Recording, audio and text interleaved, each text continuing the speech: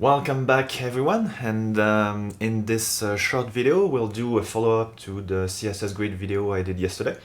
And I'm doing this because I got some questions about centering the content, and centering the content will also allow me to talk a little bit about CSS Grid level 2, which is coming in the next build of Firefox, but is already implemented in the nightly build. So I'll show you how it would work, and maybe someday it will be released on all major browsers and anyone can use it because it's actually super useful. All right. So first of all, if you're interested in how we got there, you can check my other video, which will be linked in the description.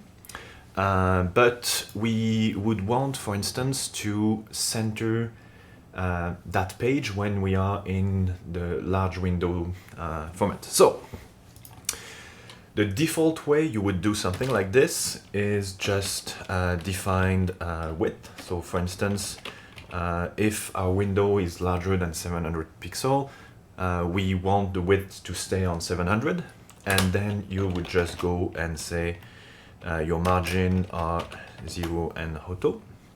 So basically what you are doing is you are restricting the width of your container and centering that container.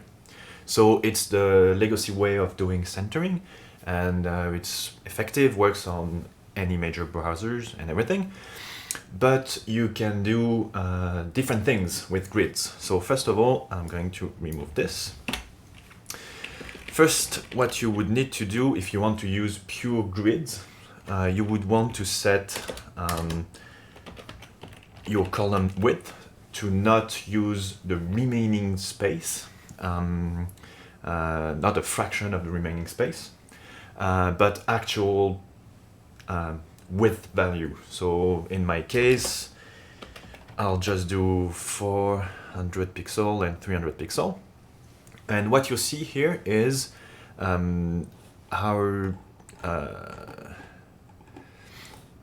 container, which has the background yellowish, actually doesn't shrink as it used to do in the legacy way. But the grid itself is not taking hold of the width space. So you define it here. And what you can do is then say justify content, and you can center your content. So here your grid actually adds a margin left automatically to make sure your grid itself is centered. So it's very convenient. Of course, you can just say start and whether you want it to be on the left side, right side, but pretty much here you would want something to be centered. All right. There is another way to do it. If you don't mind building your grid a little bit more complex, and I'll show you something just like this. So I'm gonna remove that justify content. What you can do, and it's also a very good example of how grid templates are very, very useful, is you can just add columns on the left side and on the right side that takes one fraction of the remaining space. So we'll just do something like this. Here we go. So I add a new column and I just give it one fraction of the remaining space. So if I just save this, I just added this column here on the left, which effectively pushed the whole usable or used grid on the right side. So I can do the same thing on the right side.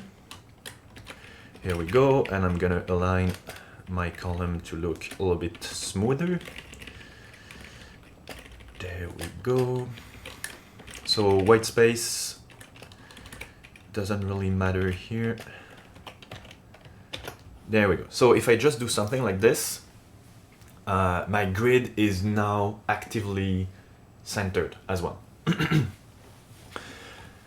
Which brings us to the very easy way you can do your layouts and your templates.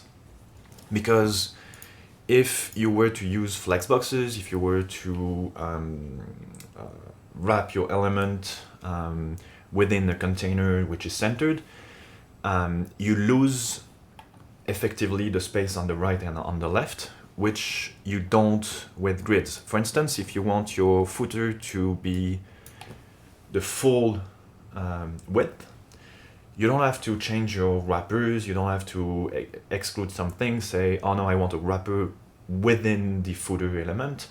You just extend it. So you go here, footer,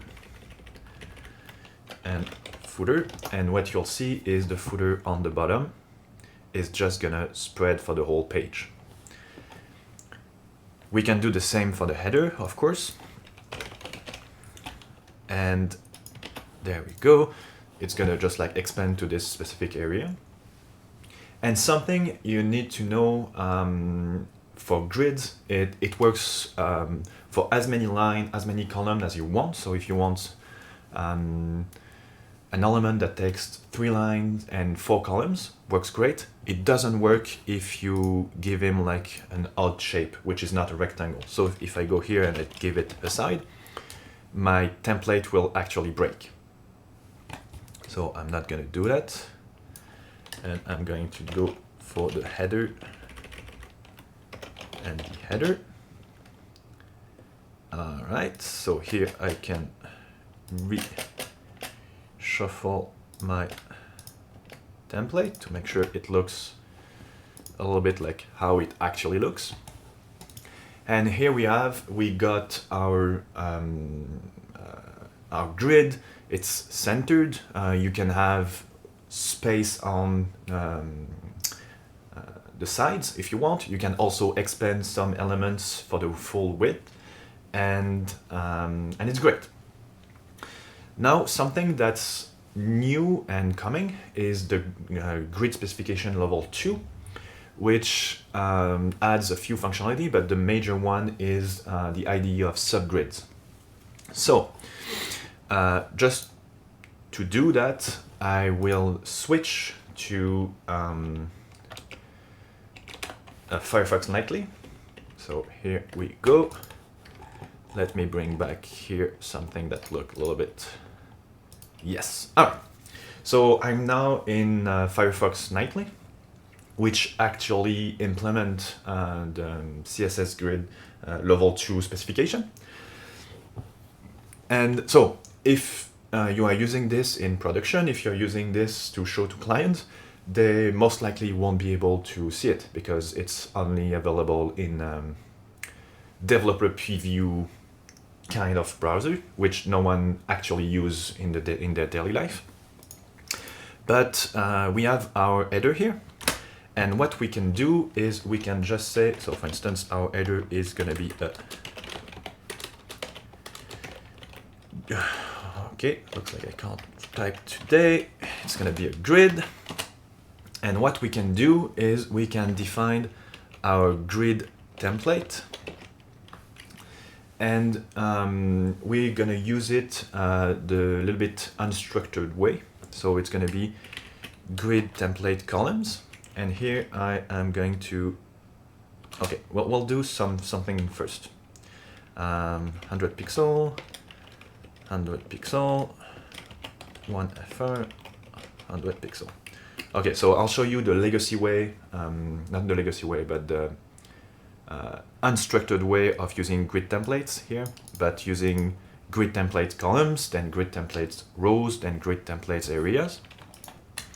So we would have grid template rows, which is going to be automatic. And we will have grid template areas, which is going to be for ourselves just one line, which is going to be blank.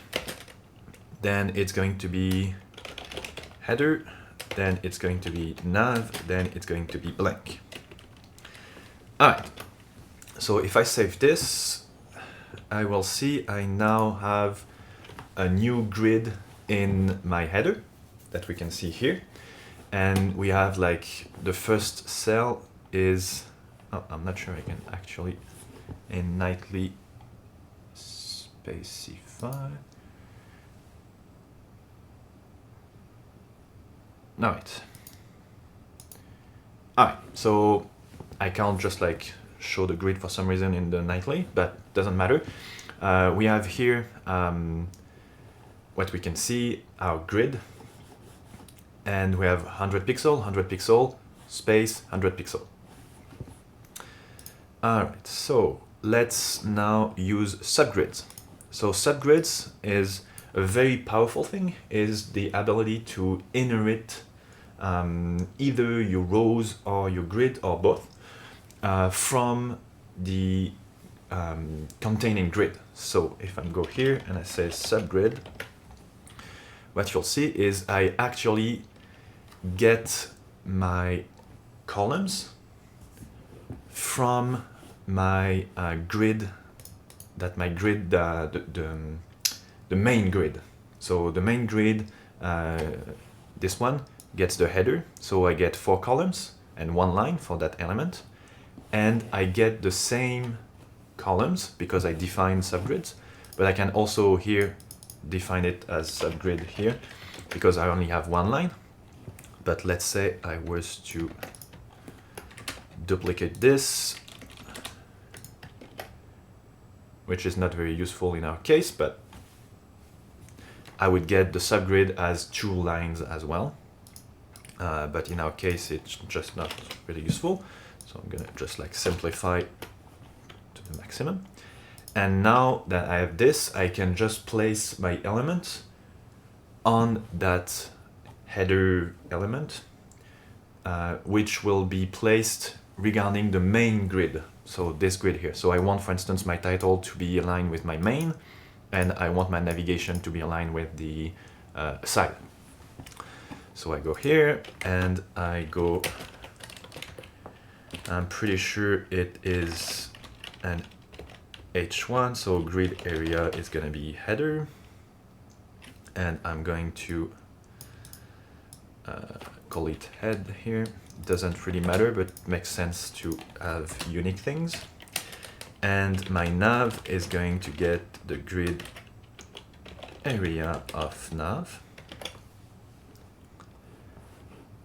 And there we go. So as you can see here, and I'm going to zoom a little bit, I didn't define any of the columns for that header element, but I just said, get me the same grid as I have for my overall overarching element, and give me those columns because I'm going to use them into my template. So I have here my whole element, but I can just show you the grid I get, which is the usable space here, which is blank, this one.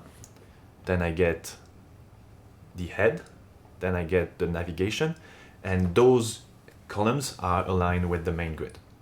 All right, so I hope it was useful for you. I'm gonna do just the same for the footer, and this way you can see another demonstration. And yeah, I will most likely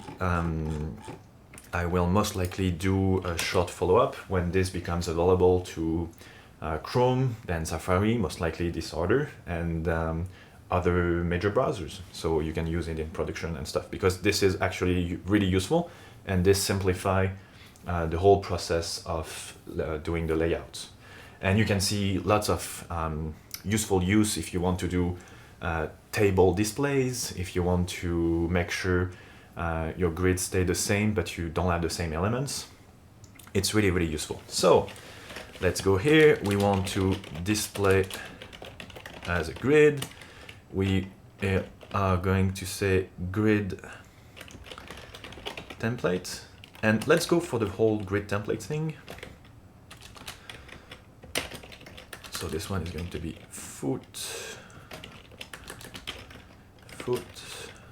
and we'll see if we can actually use this. So this is actually a test, but this should work just the same.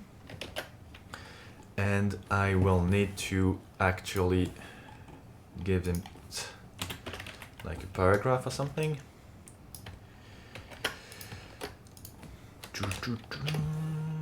Paragraph. So let's go within footer, and let's say our paragraph is now the grid area of foot. And there we go. It all looks good, it's perfect, and as you can see, it is centered just the way we want. Alright, so I think it's all for CSS Grid level 2, and I hope you learned something, or that you're interested in grids, because they are absolutely insane and really useful. Alright, see you in another video. Cheers!